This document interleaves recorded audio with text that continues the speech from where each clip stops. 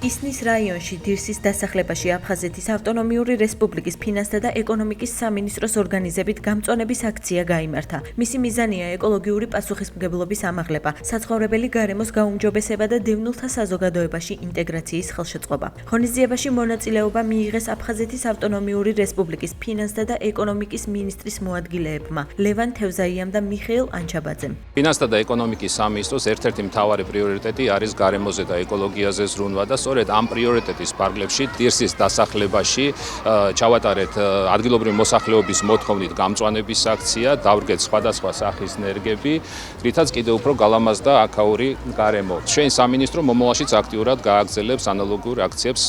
ამავდროულად აქციაში მონაწილეობდნენ აფხაზეთის ავტონომიური რესპუბლიკის განათლებისა და კულტურის მინისტრი ბექა ღვაჩლიანი, ჯანმრთელობისა და სოციალური დაცვის მინისტრი ბესიკ კუსიდი და დევნილი ოჯახები. ღონისძიების ფარგლებში საცხოვრებელი კორპუსების ეზოებში სხვადასხვა სახეობის დეკორატიული ხემცენარე დაირგო.